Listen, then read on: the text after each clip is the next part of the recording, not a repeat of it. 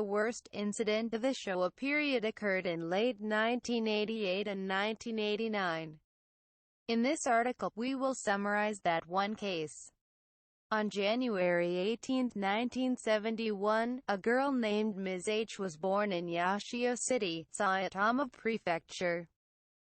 Ms. H grew up quickly and became a woman with a good reputation in her neighborhood. She was known as a serious student in her school, and her grades were excellent and she was rarely absent. In her third year of high school, Ms. H had decided to find a job after graduation, and she had already found one while she was still in school.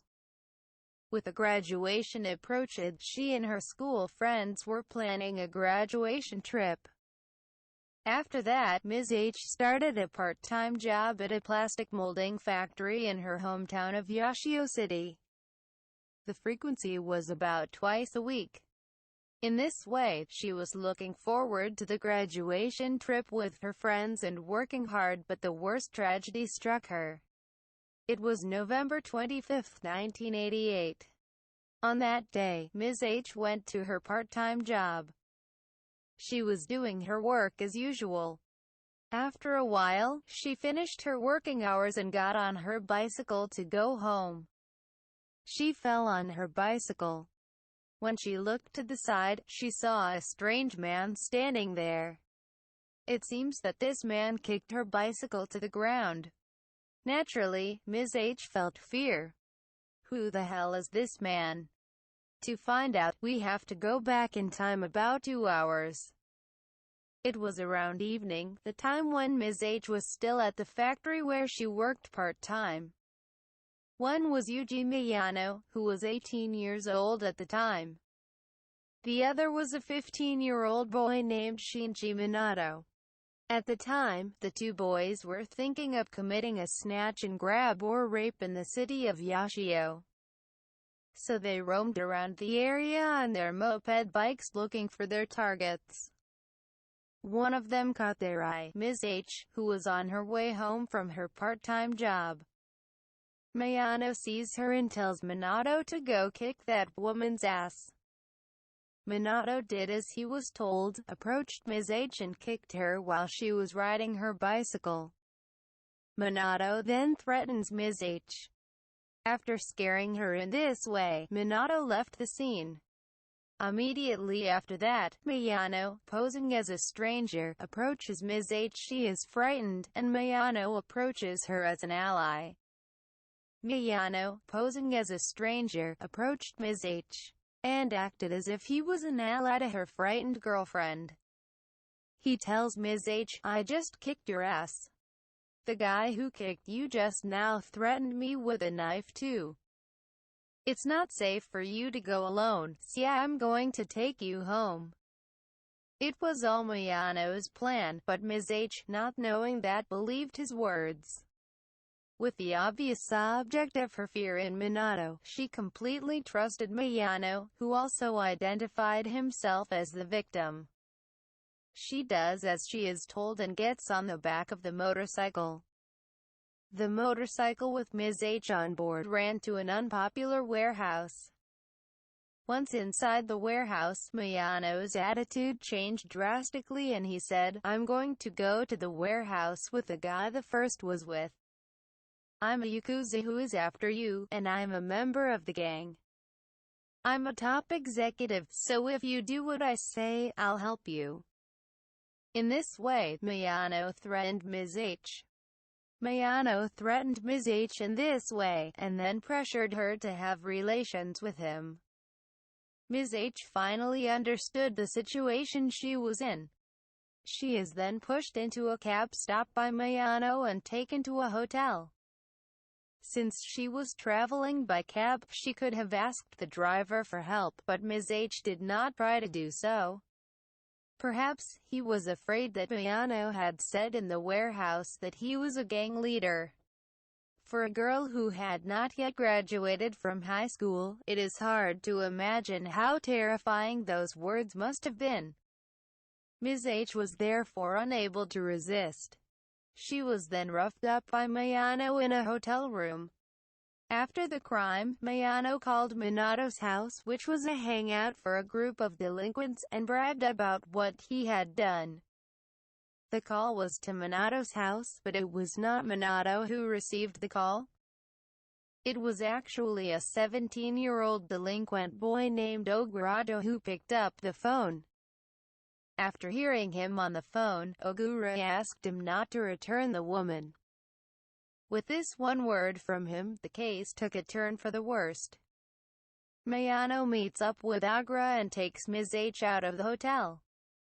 In addition to Mayano and Ogura, there are two other juvenile delinquents at the meeting place. One is Shinji Minato, and the other is the then 16-year-old Yasushi Watanabe, who was with Ogura when she received the call from Mayano. The other was a 16-year-old boy named Yasushi Watanabe, who was with Mayano when he received Mayano's phone call. Mayano told the three that he was a Yakuza leader and that he was threatening them. Mayano told them that he was a Yakuza leader and that he was threatening them, so he asked them to get together with him.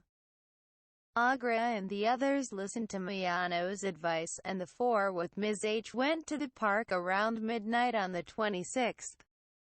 The day after the date had passed. When they arrived at the park, Mayano lured Ogura out by saying he would buy her a drink. Two people, Minato and Watanabe, were left with Ms. H to monitor the situation. Once they are away from the three, Mayano asks Ogura what he is going to do. Mayano asks Ogura what he is going to do. In response, Ogura said something like, "Let's kidnap her." Mayano decided to lock up Ms. H. After the conversation, the two return to Ms. H and the others and begin to move to another park. On the way there, Mayano and Ogura tell Minato about their plan to confine him and obtain his approval to use his room as the location for the confinement. Mayano then approaches Ms. H and says, "You are being targeted by the Yakuza." Mayano threatens her again, saying something like, "Your friends are hanging around in front of your house, so I'm going to hide you." Ms. H, who is convinced that Mayano is a Yakuza officer, believes this lie as well. So the four of them lock her up in Minato's room. And from that day on, the hellish days began. For more than a month, Mayano and the others continued the worst treatment of Ms. H. The details are in this video. I won't go into the details in this video. The text alone is shocking, so if you are easily moved or do not like direct language, you may not want to look into it yourself. As a result of the relentless treatment by the boys, Ms. H passed away on January 4, 1989, 40 days after the start of the confinement. The boys, fearing that the incident would be discovered, planned to dump her cold body somewhere. Then, around 6 p.m., the boys wrapped Ms. H's body in a blanket, placed it in a large travel bag, and wrapped it with duct tape. They also stole ropes and blocks from a building materials store near the site. Mayano and the others then prepared a drum into which they poured the bag in which Ms. H's body was placed and concrete. In addition, the contents of the drums were secured by adding blocks and bricks that had been tied to them. The contents of the drums were fixed in place by adding blocks and bricks that had been tied to them. Once the contents were secured, the entire drum was covered with black vinyl and carried on a truck. Mayano, Ogura, and Minato climbed into the vehicle. The three left the site around 8 p.m.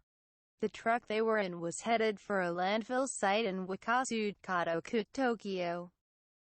The three left the drum cans there. At the time, there was a lot of illegal dumping there, and they thought they could dump the drums without attracting attention. In fact, the incident was not immediately discovered. However, it seems that this was not the only crime committed by the boys. They had previously committed a series of assaults and snatch and grabs. Mayano and Agra were arrested by the police on these charges. The two were then placed in a juvenile classification home, where they were harshly questioned about the other crimes they had committed.